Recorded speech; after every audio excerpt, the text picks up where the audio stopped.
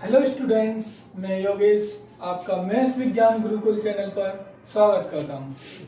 जैसा कि हमने प्रीवियस वीडियो में पॉलिनोमियल्स के type on the basis of term and on the basis of degree पढ़े थे।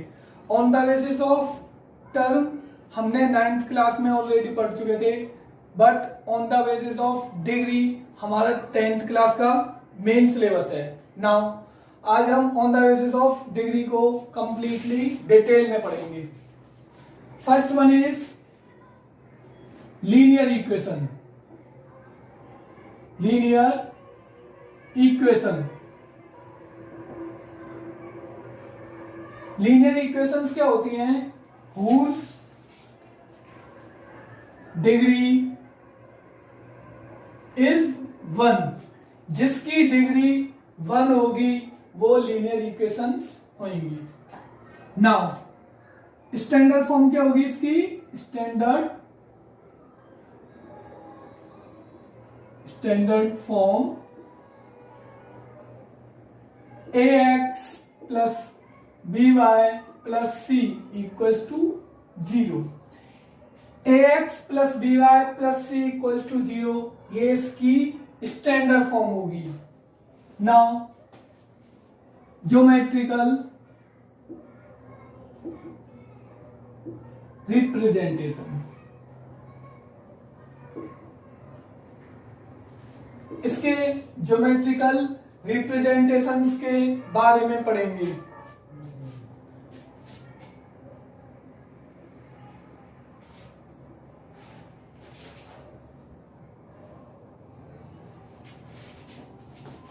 अगर हम लीनियर इक्वेशंस का ग्राफ ड्रॉ करते हैं तो वो हमेशा एक स्ट्रेट लाइन ही आएगी। जैसे इस लाइन की इक्वेशन है a1x plus b1y plus c1 equals to 0। जो लीनियर इक्वेशन का ग्राफ आएगा वो हमेशा एक स्ट्रेट लाइन आएगी। कैसे आएगी? Straight line. ये इस तरह हो सकती है, इस तरह से भी हो सकती है और इस तरह से भी हो सकती है, बट हमेशा स्ट्रेट लाइन ही होगी, कभी भी और फॉर्म में नहीं होगी। नाउ जीरोस के बारे में बात करते हैं। जीरोस वो वैल्यूज होते हैं, जीरोस, रूट्स और सॉल्यूशंस। अगर कहीं भी आए zeros, oblique roots, oblique solutions, ये इक्वेशंस की वो वैल्यू होती हैं जो इक्वेशंस को सेटिस्फाई करती हैं। तीनों का मतलब एक ही है, चाहे हम जीरोस बोले, रूट्स या फिर सॉल्यूशंस। नाउ जिसकी जितनी डिग्री होगी उसके उतने ही जीरोस होंगे। तो लीनियर इक्वेशन की डिग्री कितनी है? 1। Therefore linear equation has only 1 zeros. Linear equation के कितने जीरोस होंगे? ओनली 1 जीरो होगा। नाउ अब बात करते हैं हम quadratic equations.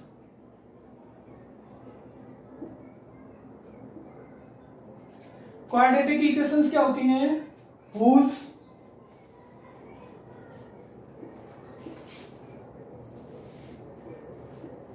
Degree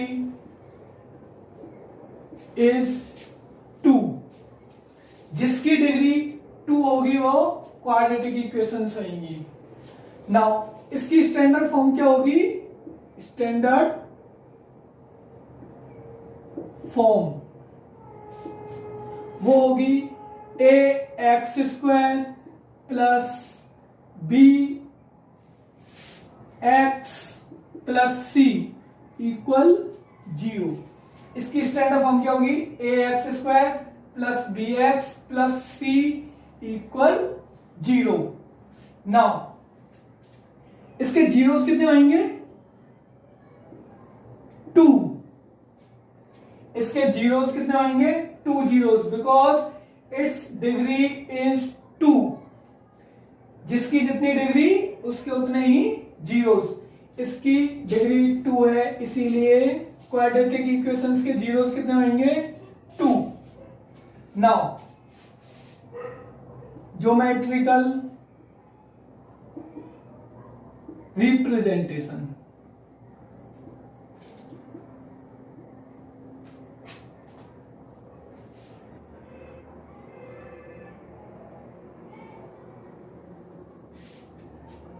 now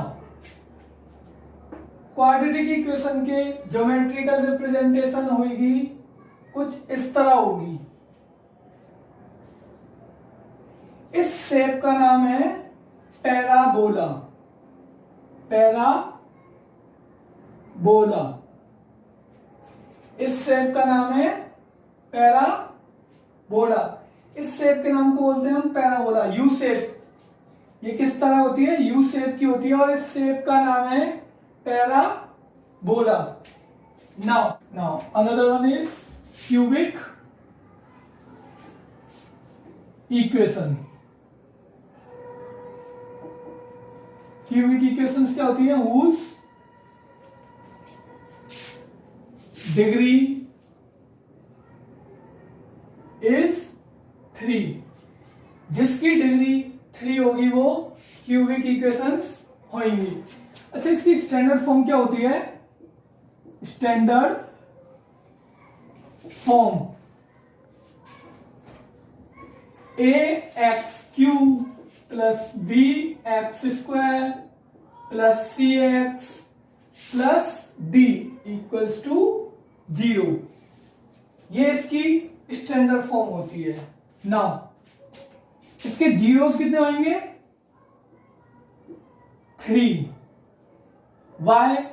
because it's degree is 3। क्योंकि इसके डिग्री 3 है, इसीलिए इसके जीरोस भी कितने होंगे? 3 जीरोस होंगे। Now geometrical concept. Geometrical concept और representation.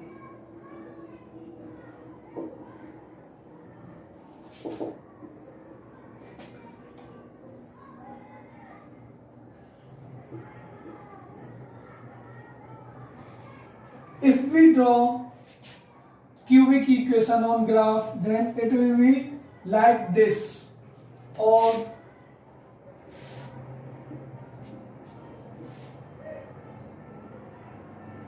like this.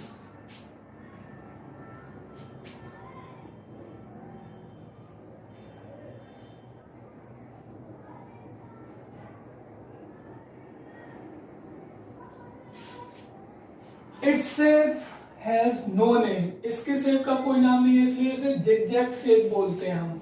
Particular fix कोई नहीं है। जैसे लीनियर इक्वेशन के लिए स्ट्रेट लाइन है, क्वाड्रेटिक इक्वेशन के लिए पैराबोला है, बट क्यूबिक इक्वेशन के लिए कोई फिक्स नाम नहीं है, इसलिए हम इसे जिगजैग रिप्रेजेंटेशंस बोलते हैं।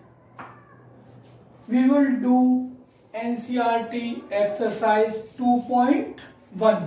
Now हमें क्वेश्चन गिवन है, each of the following is a graph of y equals to px. Y equals to px is a polynomial. Just by looking at the graph, find the number of zeros polynomial has. हमें ये graphs given है और इन graphs को देखकर हमें बताना है कि इनमें कितने जीरोस होंगे, ग्राफ को स्टडी करके ना।